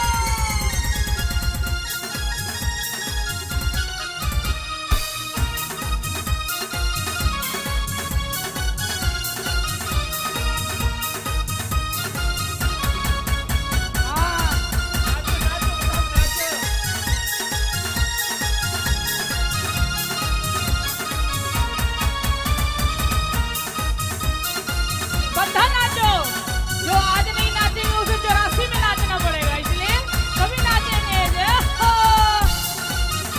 अरे बंदी गृह में आए कन्हाई, बंदी गृह में आए कनाई, द्वारपाल को निंद्रा आई, द्वारपाल को निंद्रा आई, खुले जंजीर कड़े द्वार बधाई सारे भक्ता ने जय हो। खुले जंजीर खुले द्वार, बधाई सारे भक्ता ने, बधाई सारे भक्ता ने, बधाई सारे भक्ता ने, बधाई सारे भक्ता बधाई ने, हो। बधाई सारे भक्ता ने, ओहो नंद बाबा के भयो लाल बधाई सारे भक्ता ने जय हो। नंद बाबा के भयो लाल बधाई सारे भक्ता ने, बधाई हो।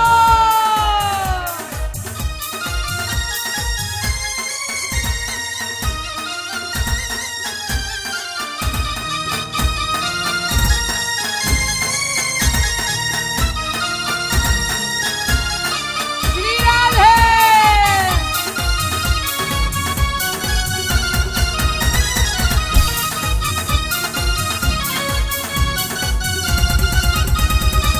खीर जलेबी पूरी लड्डुआ बनाओ, खीर जलेबी पूरी हलवा बनाओ, माखन मिश्री नो भोग लगाओ, माखन मिश्री ना भोग लगाओ, अरे कान्हा ने लागे बड़ो स्वाद बधाई सारे भक्ता ने ओ जय हो।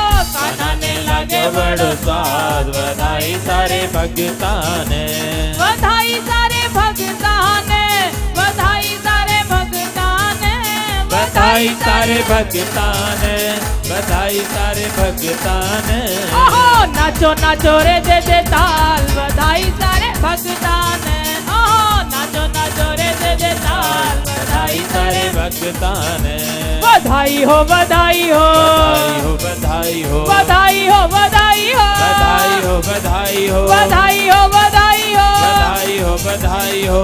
देखो जिनको खुशी है आज हाँ, लाला के आने की, दोनों हाथ उठा करके अपनी बधाई बधाई दीजिए। दोनों हाथ उठा करके पीछे वाले भी कूद कूद के कहेंगे बधाई हो बधाई हो, बधाई हो, बधाई हो, बधाई हो बधाई हो, बधाई हो, बधाई हो, अरे लल्ला की बधाई हो, लल्ला की बधाई हो, अरे कान्हा की बधाई हो, कान्हा की बधाई हो, बधाई हो बधाई हो, बधाई हो, बधाई हो, बधाई हो बधाई हो, नाचते हुए बधाई हो बधाई हो, बधाई हो, बधाई हो, अरे लल्ला की बधाई हो, लल्ला की बधाई हो, प्यारे लल्ला की बधाई हो, लल्ला की बधाई हो, बधाई हो बधाई हो, बधाई हो, बधाई हो, प्यारे लल्ला की बधाई हो, बधाई हो, बधाई हो बधाई हो, बधाई हो, बधाई हो। रंगी गुब्बारों से मंडप सजाया है, रंगी गुब्बारों से मंडप सजाया है, माखन और मिश्री का भोग मंगाया है, माखन और मिश्री का भोग मंगाया है। जिसको चखेगा शाम तू तू तू तू, हम सब बोलेंगे हैप्पी बर्थडे टू यू, हम सब बोलेंगे happy birthday to you, happy birthday to you, Kanha ji happy birthday to you, happy birthday to you, Kanha ji happy birthday to you. ओ बधाई हो बधाई हो, बधाई हो, बधाई हो।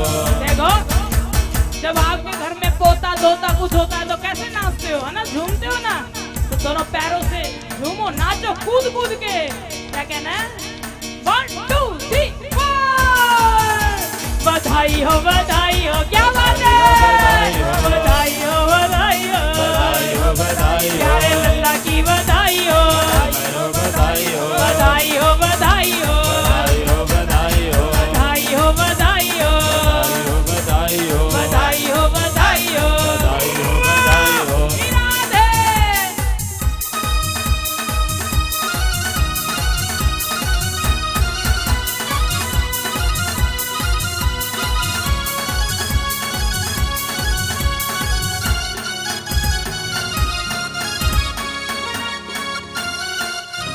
नंद के आनंद भयो जय कन्हैया लाल की, नंद के नंद भयो जय कन्हैया लाल की, नंद के आनंद भयो जय कन्हैया लाल की, नंद के आनंद भयो जय कन्हैया लाल की, जय कन्हैया लाल की, जय यशोदा लाल की, जय कन्हैया लाल की, जय यशोदा लाल की, जय कन्हैया लाल की, जय यशोदा लाल की, जय कन्हैया लाल की, जय यशोदा लाल की, गोकुल में आनंद भयो जय कन्हैया लाल की, गोकुल में आनंद भयो जय कन्हैया लाल की, नंद घर आनंद भयो जय कन्हैया लाल की,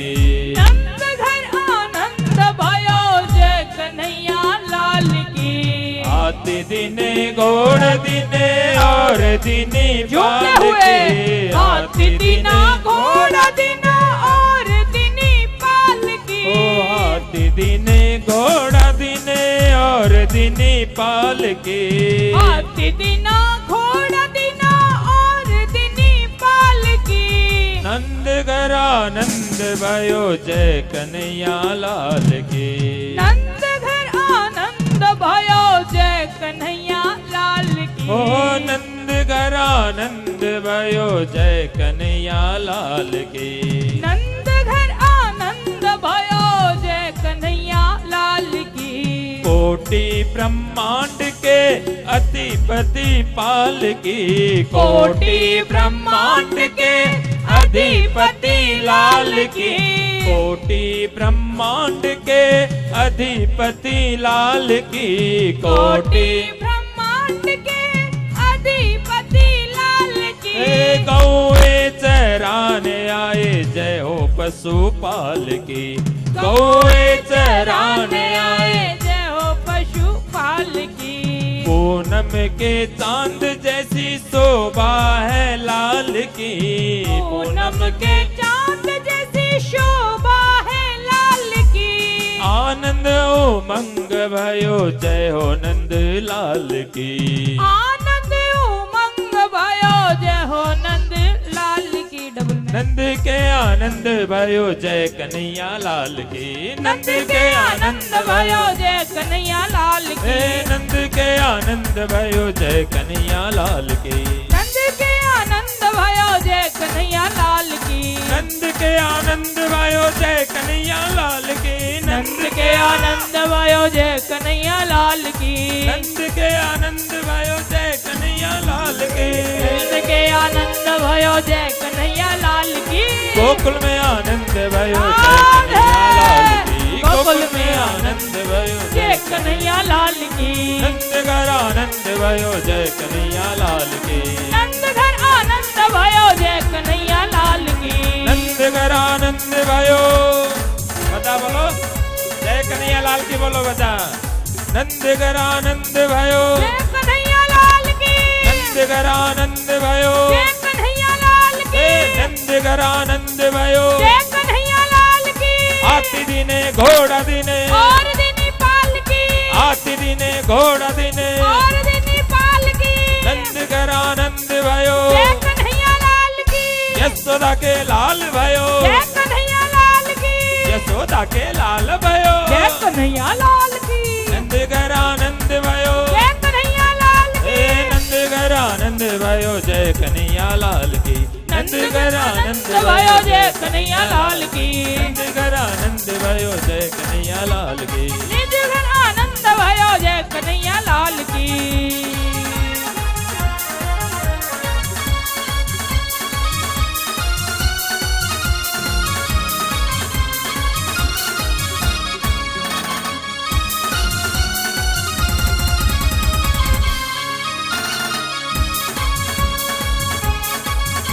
क्या बात है? ताली की सेवा करते हुए।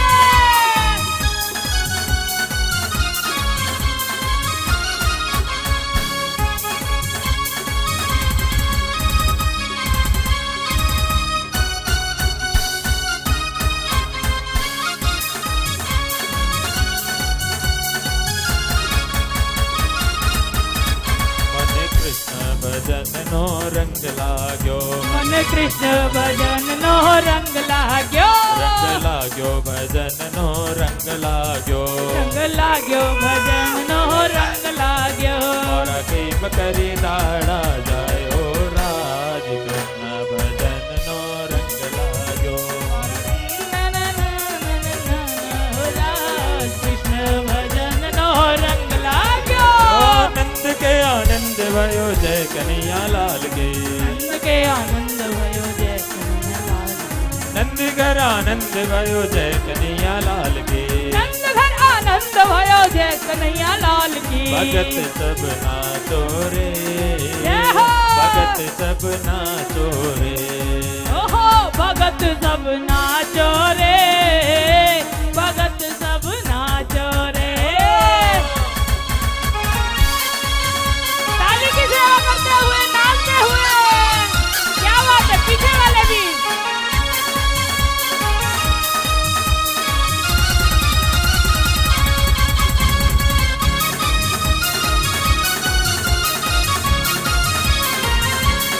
लाल है।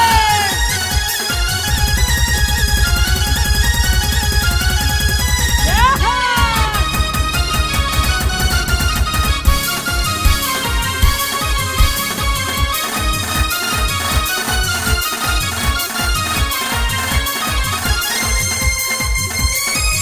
क्या बात है?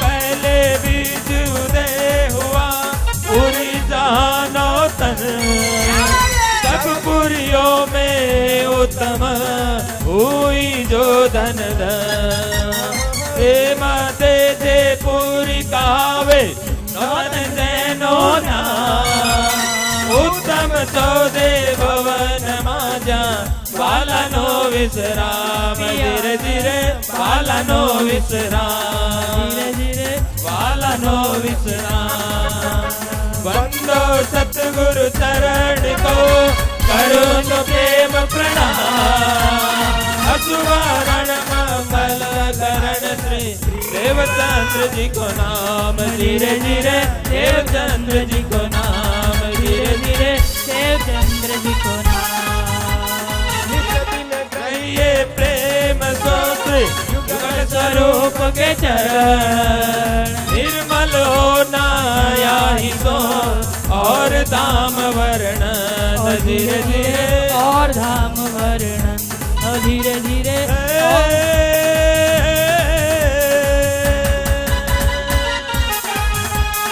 इन विध नरक से छूटिए और उपाय कोई ना भजन बिना सब नरक है पच पच मरिए माही धीरे धीरे पच पच मरिए माही धीरे धीरे पच पच मरिए माही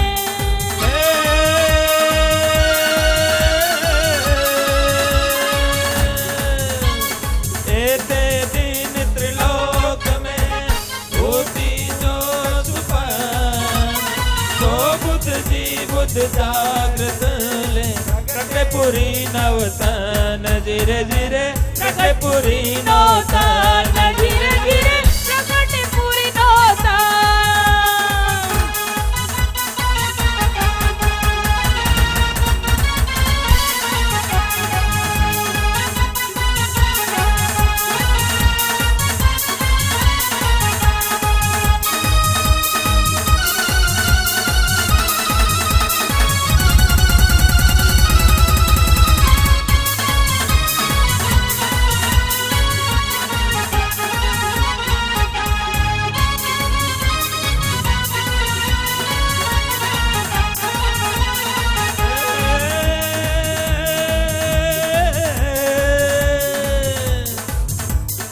अक्षरातीत के मौल में प्रेम इसक बरतन अक्षर को सुध नहीं किन विध के लकरत धीरे धीरे किन विध के लकरत धीरे धीरे किन विध के लकरत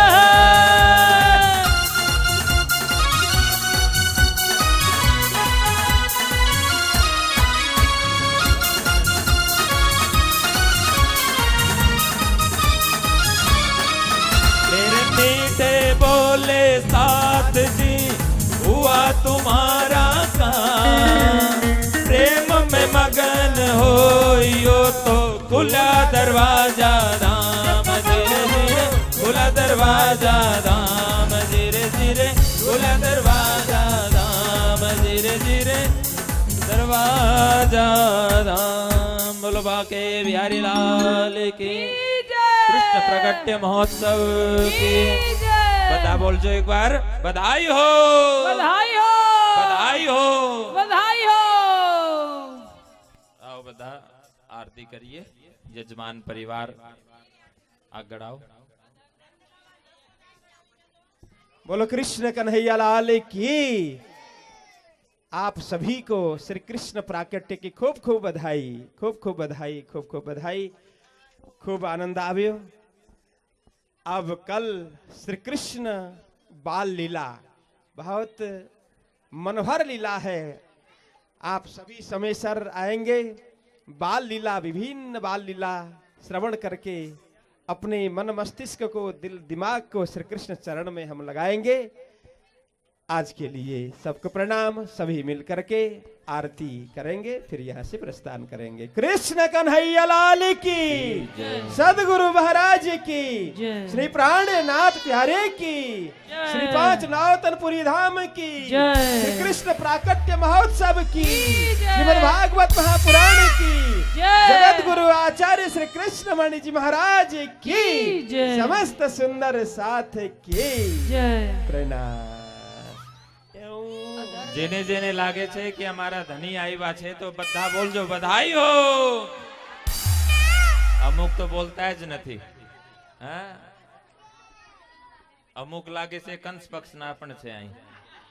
જોરથી બોલજો બધાઈ હો. सुंदर साथ जी बधाई हो. बधाई हो. प्रागट्य महोत्सव की सभी को खूब खूब बधाई.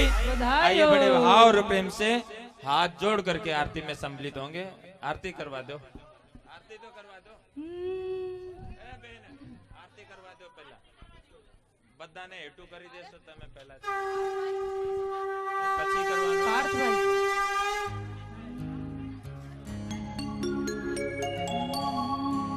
आओ प्रेम थी आरती करिए. आधर धर मुरली बजैया की आरती कृष्ण कन्हैया की. आधर धर मुरली बजैया की आरती कृष्ण कन्हैया की. आधर धर मुरली बजैया की आरती कृष्ण कन्हैया की. आधर धर मुरली बजैया की आरती कृष्ण कन्हैया की. कृष्ण तुम मथुरा जन्म लियो. कृष्ण तुम मथुरा जन्म लियो. नंद घर मंगलाचार कियो. नंद घर मंगलाचार कियो. यशोदा जय हो. यशोदा जय हो. यशोदा गोद खिलैया की आरती कृष्ण कन्हैया की. आधर धर मुरली बजैया की आरती कृष्ण कन्हैया की.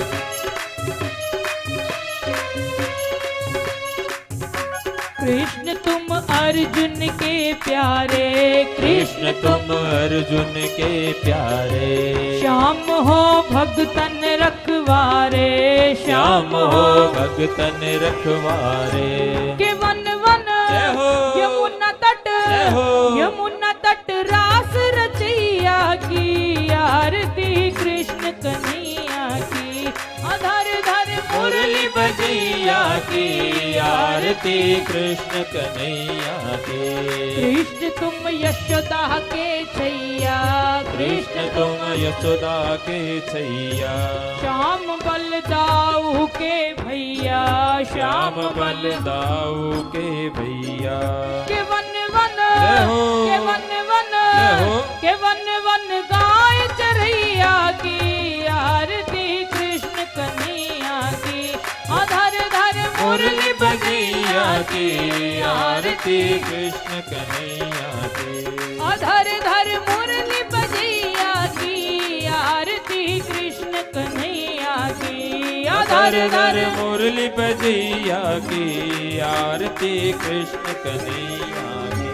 कृष्ण तुम कंसासुर मार्यो. कृष्ण तुम कंसासुर मारो. श्याम तुम भूमि भार टार्यो. श्याम तुम भूमि भार तार्यो. कालिया कालिया जय हो. कालिया नाग नथैया की आरती कृष्ण कन्हैया की. कालिया नाग नथैया की आरती कृष्ण कन्हैया की. आधर धर मुरली बजैया की आरती कृष्ण कन्हैया की. आधर धर मुरली बजैया की आरती कृष्ण कन्हैया की. कृष्ण तुम आरती गाते कृष्णानंद. आरती गाते कृष्णानंद. के मन में होत अति आनंद. के मन में होत अति आनंद. विनय है जय हो. विनय है जय हो. विनय है लाज रखैया की आरती कृष्ण कन्हैया की. विनय है लाज रखैया की आरती कृष्ण कन्हैया की. आधर धर मुरली बजैया की आरती कृष्ण कन्हैया की. आधर धर मुरली बजैया की आरती कृष्ण कन्हैया की. त्वमेव माता च पिता त्वमेव. त्वमेव बन्धु च सखा त्वमेव. त्वमेव विद्या द्रविणं त्वमेव. त्वमेव सर्वं मम देव देव. त्वमेव सर्वं मम देव देव. त्वमेव सर्वं मम देव देव. पापो हम पापात्मा पाप संभव त्राहि मम पुंडरीकाक्षसर पाप प्रभव देवाय कृष्णाय वासुदेवाय देवकी नंदनाय च नंद गोप कुमाराय च गोविंदाय नमो नमः गोविंदाय नमो नमः। नाना सुगंध आयोजक से प्रार्थना है आप पुष्प हाथ में ले लीजिए। यथा कालोद्भवानि च पुष्पांजलिर्मया दत्त गृहाण परमेश्वर मंत्रहीनं क्रियाहीनं भक्तिहीनं जनार्दनं यद् पूजितं मया देवं परिपूर्णं तदस्तु मे। तन मन धन सब अर्पण कियो सब तुम पे ब्रजराज मन भावे सोई करो धनिया के लाल। यह पुष्प लेकर हाथ में करूं मैं अर्पण आज विनती यह स्वीकार जो वहाँ गए किला।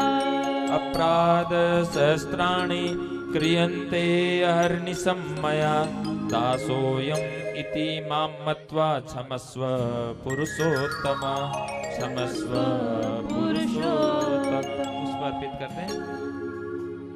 देवकी नंदनाय विद्महे वासुदेवाय धीमहि तन्नो कृष्ण प्रचोदयात्। नंदात्मजाय विद्महे कृष्ण वल्लभाय धीमहि तन्नो कृष्ण प्रचोदयात्। देवो शान्तिरन्तरिक्षगुं शान्तिः पृथिवी शान्तिरापः शान्तिरोषधयः शान्तिः वनस्पतयः शान्तिर्विश्वे देवाः शान्तिर्ब्रह्म शान्तिः सर्वगुं शान्तिः शान्तिरेव शान्तिः क्षमा शान्तिरेव। यतो यतः समीहसे ततो नो अभयं कुरु शन्नः कुरु प्रजाभ्यो भयन्नः पशुभ्यः सुशान्तिर्भवतु सुशान्तिर्भवतु। ब्रह्मार्पणं ब्रह्महविर्ब्रह्माग्नो ब्रह्मणाहुतं ब्रह्मैव तेन गन्तव्यं ब्रह्म कर्म समाधिना। त्वद्यं वस्तु गोविन्द तुभ्यमेव समर्पये गृहाण सुमुखो भूत्वा प्रसीद परमेश्वर राज राजेश्वर।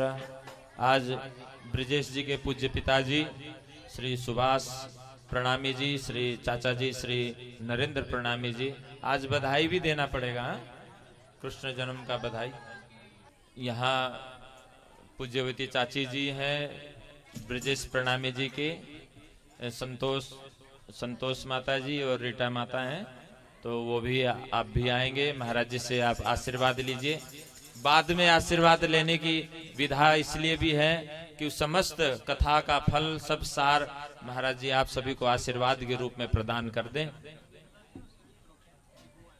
श्री बिमला माता जी और सुरक्षा माता जी ब्रिजेश जी के बुआ जी भी यहाँ पर पधारे हैं, तो उनका भी बहुत बहुत स्वागत। वे भी महाराज जी से प्रसाद एवं आशीर्वाद अवश्य ग्रहण करेंगे।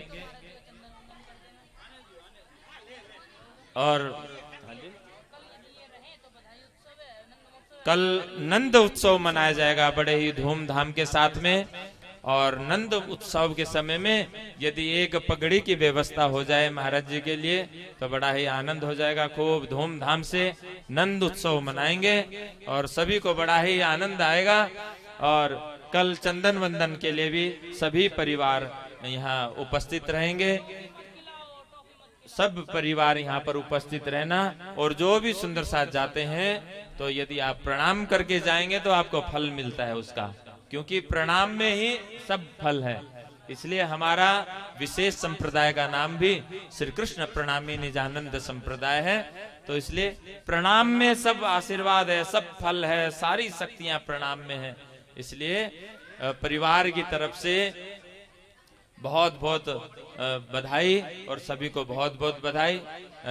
श्री पांच नूतनपुरी धाम का आशीर्वाद, महाराज श्री का आशीर्वाद, व्यासपीठ पर विराजमान पूज्य महाराज जी का आशीर्वाद आप सभी पर बना रहे। विशेषतः जो यजमान परिवार है, जो आयोजक परिवार है, उनके ऊपर खूब विशेष कृपा बनी रहे। सर्वे भवन्तु सुखिनः, सर्वे सन्तु निरामया, सर्वे भद्राणि पश्यन्तु, मां कश्चित् दुख भाग भवेत्। पूर्ण ब्रह्म परमात्मा श्री कृष्ण की कृपा आप सभी पर बने रहे। उनके प्रागट्य उत्सव की आप सभी को बहुत बहुत बधाई, बहुत बहुत शुभकामना। बधाई हो। और इसी के साथ प्रणाम, और इसी के साथ विराम। प्रणाम जी, प्रणाम।